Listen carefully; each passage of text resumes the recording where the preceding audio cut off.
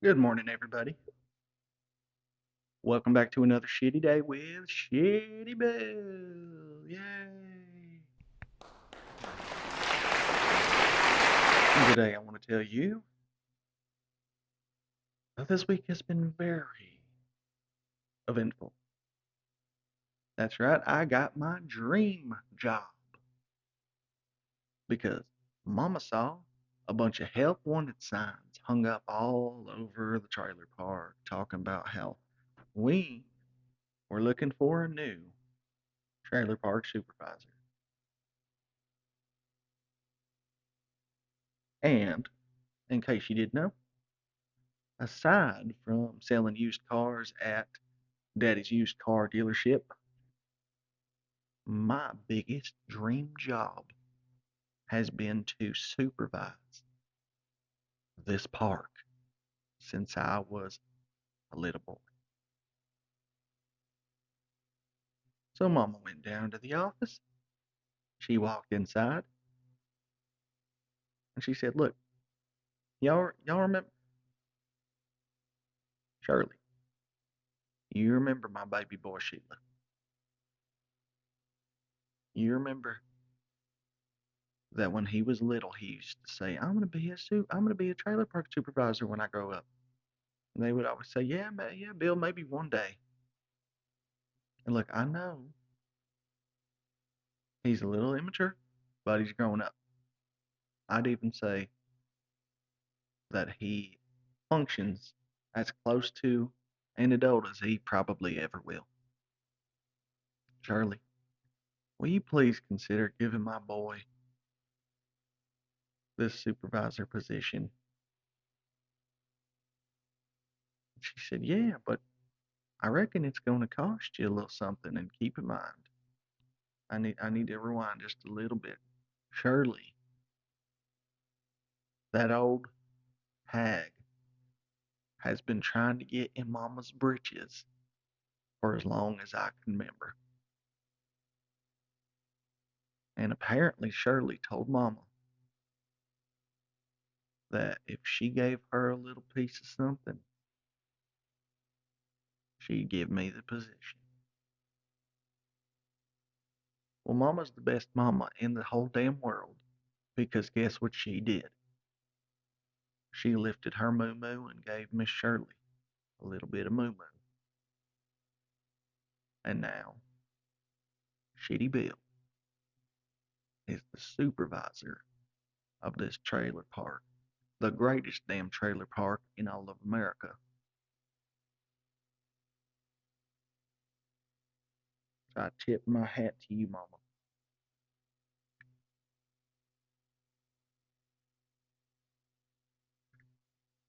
And with great power comes great responsibility. Some people are made for it, some people fold under pressure, and some people are just plain dumb. And I'm here to tell you today that I might just so happen to fall under that dumb category because my time as the supervisor only lasted 7 days. But that is 7 days longer than any of you can say that you were supervisor of the greatest damn trailer park in all of America. That's right, it's on my resume, not yours.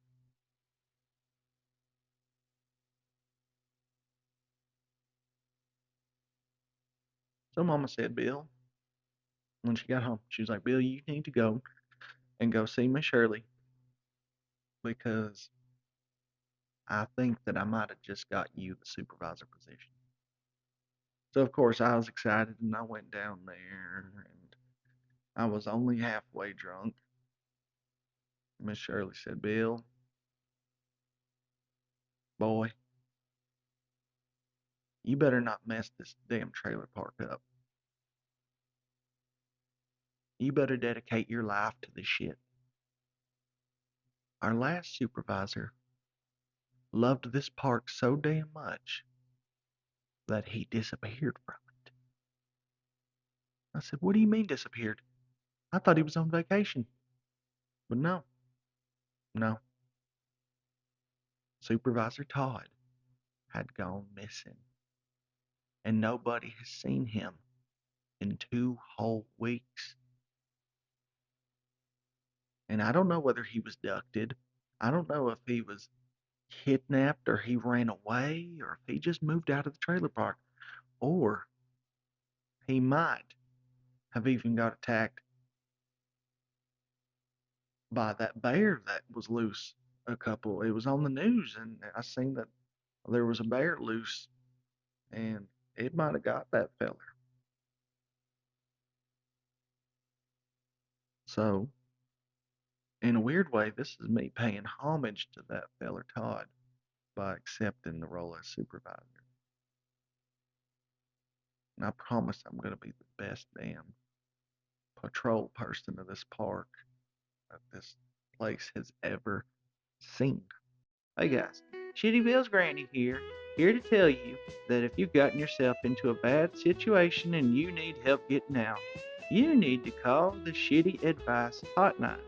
That number will be right here, and it is 615 680 9453. We will play your voicemail and give you some of the best damn terrible advice you've ever gotten in your life. Thank you. So here I am, waking up on my first day for work. I get in the shower, take me a shit, smoke me a cigarette. I pop me a cold one, but I only drank 3 because I was trying not to get drunk. And they had given me keys to the park, the keys to the golf cart that they let me borrow, and a clipboard so I could write down anything that I seen that was suspicious around the trailer park, anything that needed updated or fixed. They also gave me a few tickets for write-ups, so if I needed to write anybody up, I could take care of that. And there's a thing about me, you don't tell me that I can do something like that if you don't expect me to do it a lot. Old boy come flying through the trailer park. Oh, he's slinging rocks everywhere and dirt, playing that damn hippity hop music. When he got pulled over, I followed him. I pulled up right behind him. I said, "Hey, boy, you know you can't be parked right here." He said, "Bill, I park right here every day. Nobody's ever told me nothing about not parking here. What's new now?" And I said, "I tell you what's new now. I'm the trailer park sheriff. And let me tell you, I walked through that place like I was a damn sheriff. And I pulled out that clipboard and I wrote that boy a ticket so damn fast."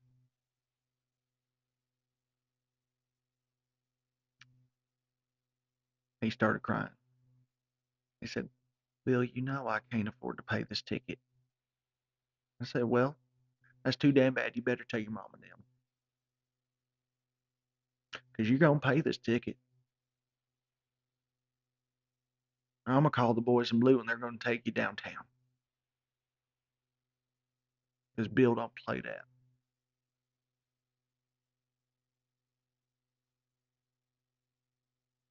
I handed him his ticket. He went inside. And I heard a commotion going on. And then suddenly the door flies back open. And this red-headed ball of fire of a woman come flying out the house. And she said, "Who the hell do you think you are, writing that boy a ticket and expecting him to pay it whenever he parks here every damn day?" I said, "Ma'am, there's no need in that tone of yours. I'm not going to be cussed at, talked to like I'm a dog." She said, You need to take your fat ass off this yard before I come down there and kick your ass. And that right there was enough reason for me to pull that pen right back out of my pocket and write me another ticket for threatening to whoop my ass in my trailer park. And I handed it at this, whatever you want to call it, this hag. And she ripped it in half and proceeded to chase me out of her yard, a flip flop in one hand and a taser in the other.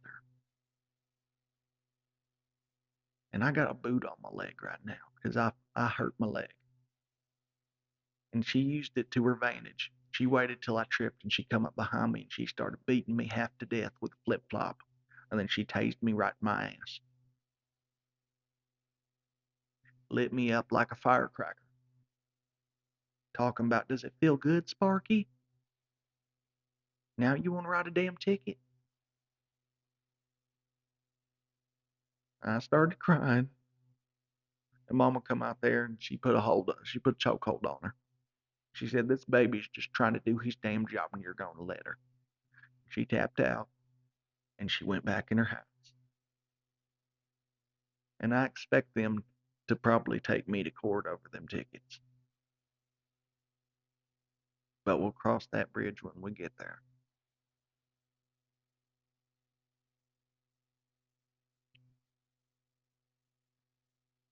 And those were my first two tickets. And later on that night, Earl Jr. and Cousin Kyle pulled up to Pawpaw's house to help him with something. And they had all their lights on, and they were being just a little too loud, and they were using drill guns and hammers, and there's people in this park that are trying to sleep. I mean, we got people who stay up all night and day drinking that are just trying to catch a little bit of shut eye. And then here we are with Earl Jr.'s and Cousin Kyle's working on the back deck of Pawpaw's trailer. And I can't have that. So I went on over there and I said, Earl, Kyle, I need you to turn off the drills and come back in the morning. Earl says, Bill, you know I work every day at that damn factory. I'm trying to help Pawpaw, and I don't have time to do it except from right now. You let me get this job done? And I said, no, you got to wrap it up. This says Bill. You see that cooler over there? Why don't you go over there and grab you a cold one and pop the top, get back in your golf cart, and get out of here. Or you can be useful and you can give us a hand. So I said, you know what? You're damn right. Let me give you a hand. And I pulled out my clipboard and my pen, and I wrote Earl Jr. a big old fat ticket. And I said, there is no loud noise and no racket in this trailer park at this time of night. Now, if you ever want to be coming back to this trailer park, you're going to pay this off. You're going to bring it to the office next week, or I'm going to have the police waiting for you next time you come over. And Earl didn't like that. So he stood up and he come at me. And I got in my golf cart and I ran away.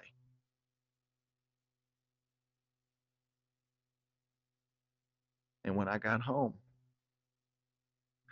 I called the boys in blue. And I said, hello, Mr. Officer. I believe my cousin Earl Jr. has a warrant, and y'all are looking for him. He's down here at the trailer park right now, at Pawpaw's trailer, trying to talk about how he was building a deck So guess what? They come on down there,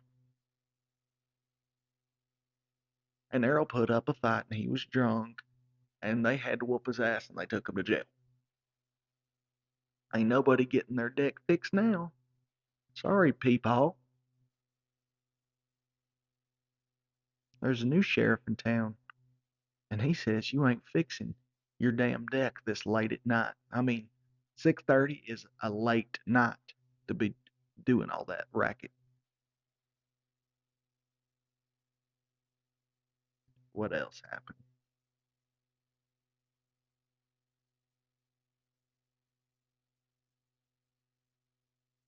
Oh, and here's another thing that happened.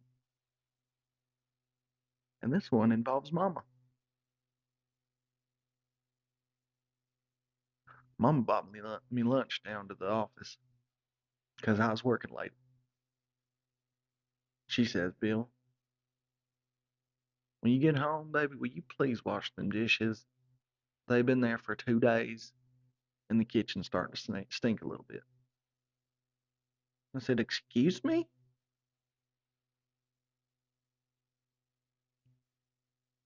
Who you think you're talking to? I'm the trailer park supervisor. I don't wash no damn dishes. Why don't you get your ass off in that kitchen and you wash them? And she popped me right in my damn mouth. She said, Bill, I'm your mother. You ain't gonna talk to me like that or I'm gonna kick your ass. I should have let that little old that red-headed woman whoop that ass for you. And I said, are you threatening me?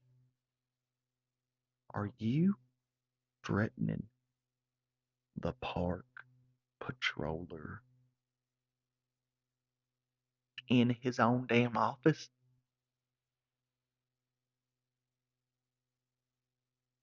I'm writing you a ticket for threatening an officer of this park. And that's when Mama lost it. She climbed over that table and she whooped me like a dog, talking about I left there with one last tooth, a bloody nose. She yanked a big old chunk of my hair out the back of my head, and she brutalized those Shiddy Bill.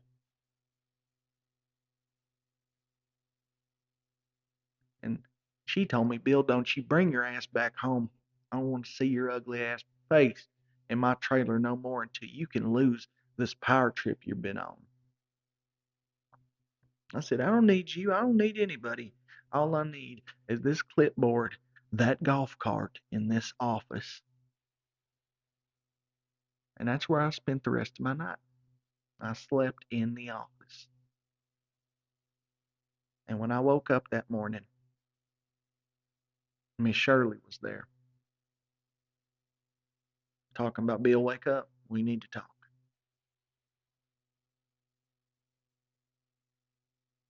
And that didn't sound too promising to me. So I said, all right, Miss Shirley, sit down. Let's talk. She said, Bill, I'm going to have to give you a verbal warning to change your behavior around this park. I know you've been doing good. I heard about you riling up them kids and putting them on the back of your cart and making them clean up the trash. And you know you weren't supposed to do that. You were supposed to be doing that yourself or hiring somebody. So I know you pocketed the money. I said, Miss Shirley, that's a lie. I paid them kids. Some of them volunteered to do it. They love picking up trash around here because they want to see this park become a community. They want to see it be better. She said, this morning your mama went around door to door with a piece of paper and she asked everybody in the damn trailer park if they thought that you were doing a good job and if that you should stay on as the trailer park supervisor. I said, yeah, yeah, I bet she did. And I bet every damn buddy in the park said that I was doing a fantastic job. Miss Shirley said, Bill, actually, that's far from it. Everybody in the park voted that they didn't see you suitable for this role anymore. All except old Ed up the road. And that's because he said that you told him he might have a possibility of being assistant supervisor of this trailer park. And you know we don't do all that. There's one supervisor.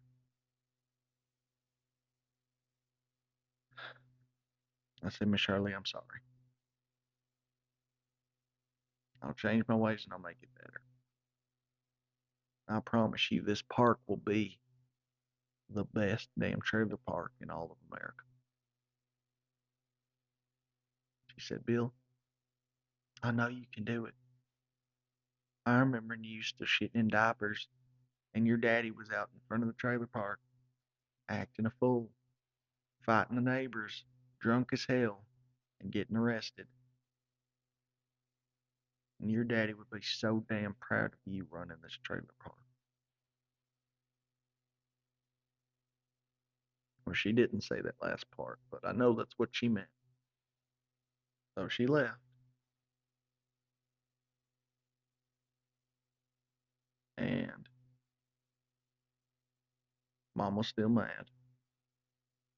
And I seen a bunch of teenage kids up the road trying to build a bonfire. They had about 2 or 3 cases of beer. So I got my golf cart and I went down there and I said, hey, fellas, you can't be doing that.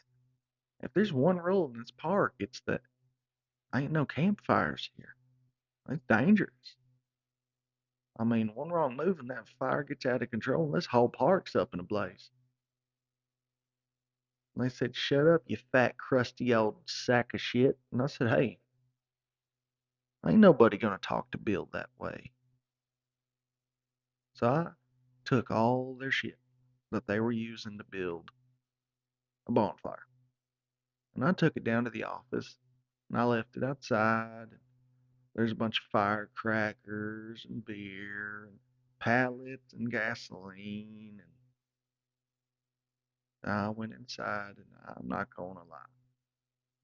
I ended up going through all three of them cases of beer. So by this point, boy, I was feeling it. Talking about I was drunk.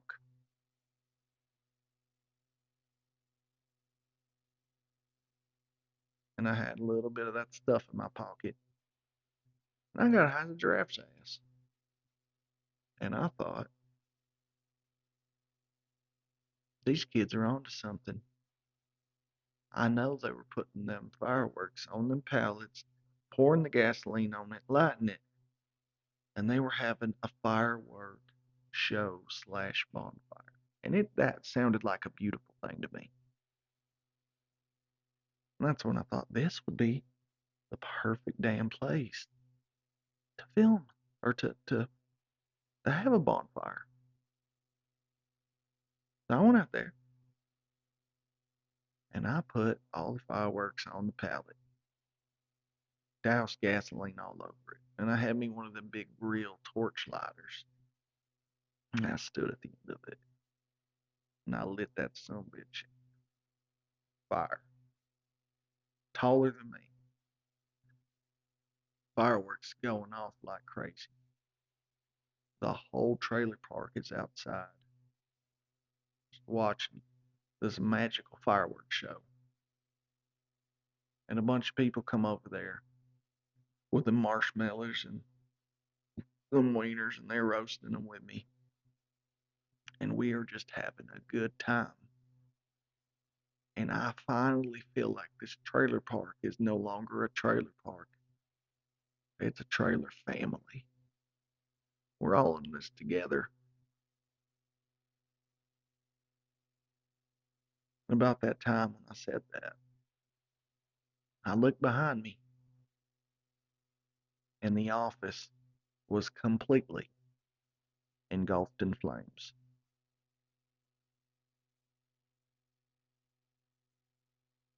And I didn't know what to do. So the fireman and the police officer showed up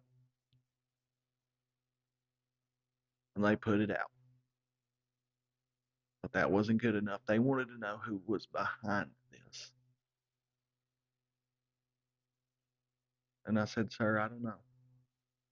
But I seen a bunch of teenagers running around here with bottle rockets and Roman candles, and they were shooting fireworks out of their asses and playing with fire." And I pointed at the trailer park. And that gentleman went and arrested about 3 teenagers for arson.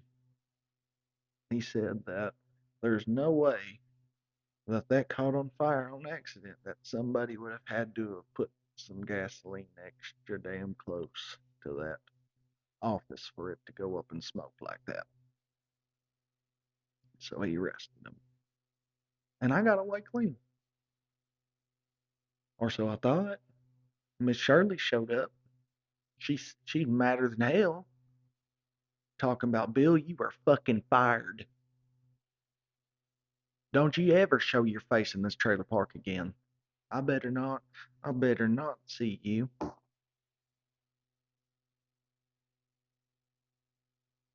And that's when I lost my dream job.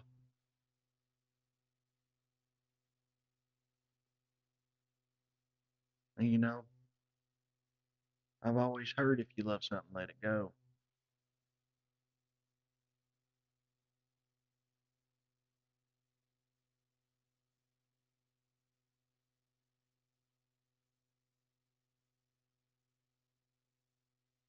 But I do want to tell you that I was not fired. Shiddy Bill was released because Miss Shirley knew that job was just holding me back because I was destined for greatness. Miss Shirley didn't fire me because I was a bad supervisor. She fired me because she knew that I was going to maybe one day own my own trailer park. And I was going to be trailer park president because I have that kind of potential. I got that dog in me. Rough. And I don't need you little punk asses in the comments talking about, "Bill, you should have known better. You're not cut out to be a trailer park supervisor. You let all that power go to your head. You shouldn't have wrote them people up. You should have just cleaned up the park, kept everybody in check, but you took it too far." No, I didn't. I was the greatest damn park patrol person I do believe ever.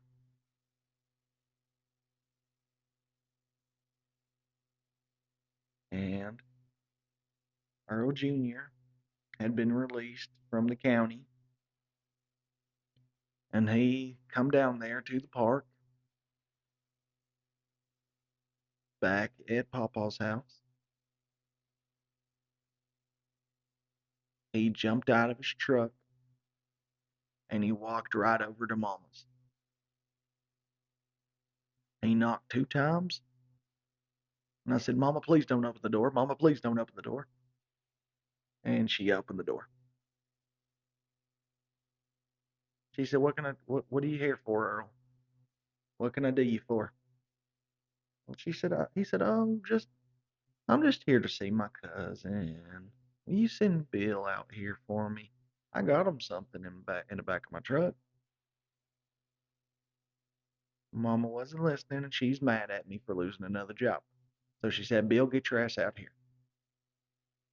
And I walked out there, and I'm like, "Hey, cousin, I didn't mean to get you arrested. I was coming down there to bail you out. You want a cold one? I got some in the house. I'll go in and get for you." And he knocked my lights out. He hit me harder than I've ever been hit before in my whole life. Did I deserve it? Hell, probably. Did it teach me a lesson? Yeah, a little bit. What was that lesson? Don't let this shit go to your head, boy. You're a used car salesman. You need to get back to the grind. Leave these little jobs alone. Do what you were meant to do. Before we go here, what I would like to do now is I want to jump into a segment that I would like to call Shitty Advice with Shiddy Bill. Hey, Mr. Shiddy, don't want to say my name. My girlfriend left me for another woman. What should I do now? Please give me some advice. Bye. Well,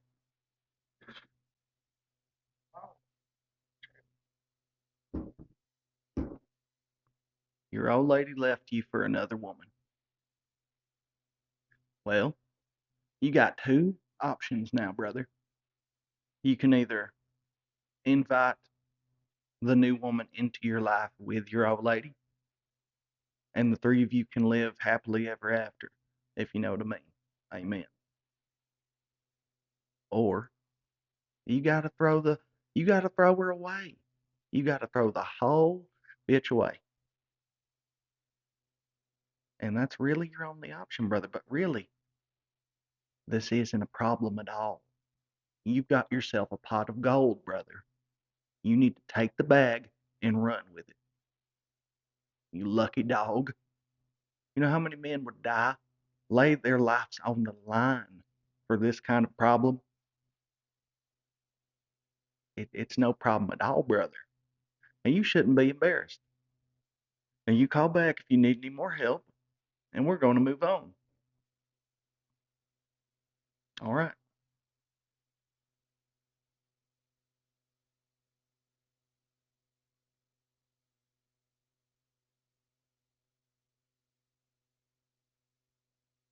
And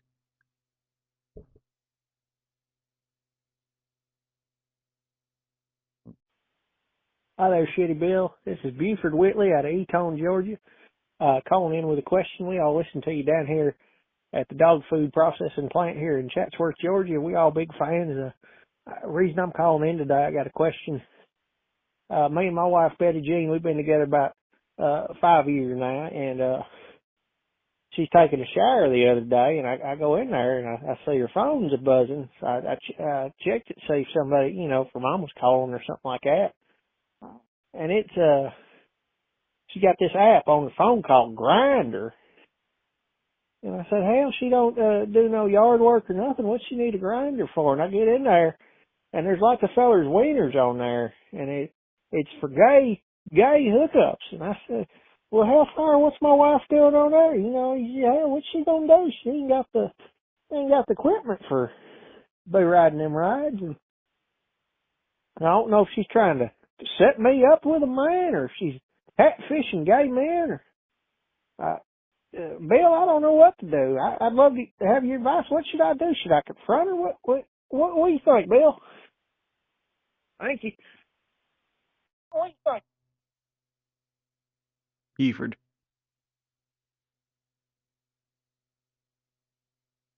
it takes a lot to really put me in a state of confusion, I reckon. Grinder. That must be new, because the one I remember is exactly how you described it, where people they'd log on and they'd tell you what they can do, and they'd come to your house and they'd do the job for you. But it's a different day and age, and I reckon you better run, because that does sound like a setup. She's either trying to get a gentleman to come after you and potentially take a shot at your beehole, or you might be get caught dead. I, what could really be going on here? She doesn't have the equipment. You are right about that, I do reckon. Um, maybe she's confused, Buford. Maybe you should sit her down and tell her that, baby, you don't have the right equipment to be hiring these fellers. They're trying to do a job, and I reckon you're just getting in their way by sending them this nonsense. But I, I I hope it gets better for you. We're gonna go ahead and continue on with the next call. I reckon. I'm sorry about that, brother. Hey, what's up? It's your favorite fan with a farmer's tan, Cornbread King. And I have once again gotten myself into a predicament. You see, I got this girlfriend, Norma Sue. Mama hates her. She swears she stole her can of beans and a pack of her cigarettes last time she was over here at the trailer. But that ain't my problem, though. I don't even care if Mama don't like her. My mama dated plenty of men that I didn't like. Like, for instance, old Donnie Ray. That piece of gopher shit used to drink all my Mountain Lightning and leave the empty bottle in the fridge. Anyhow, that's another story for another day. My issue is, Norma Sue, well, I think she may have given me the crabs. I've been itching every time we fornicate. It's either crabs or bed bugs. I ain't real sure. Anyways, how do I handle this situation? And also, do you know another way to get rid of crabs besides gasoline?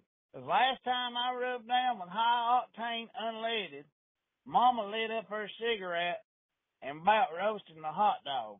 It was bad, real bad. Any advice would be helpful, and it would be appreciated.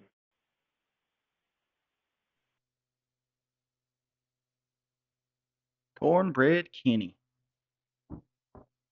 Unfortunately, gasoline may be your only option. But that's what you get for messing around with them wild women, brother.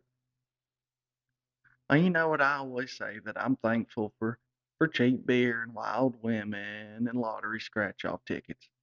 So trust me, I understand your situation. And you're absolutely right. But that shouldn't be your problem with your mama and your old lady and the whatever. Brother, you got bugs on your nugs. That you got way bigger fish to fry than them two beefing over nonsense. So I reckon what you need to do, it might involve gasoline, unfortunately. Um, or you can set yourself up an appointment to go get yourself waxed, and they have a special treatment that should clear that up for you. Now, your big predicament is that them bugs is probably going to move to your beehole. And there ain't nothing worse than having an itchy beehole. Trust me, I know. Brother, you got to stay strong. Schedule an appointment to go get them fellers waxed off your hee haw. And I reckon that concludes our shitty service segment. I called it the wrong thing already. The shitty advice segment. Thank you. And until next time.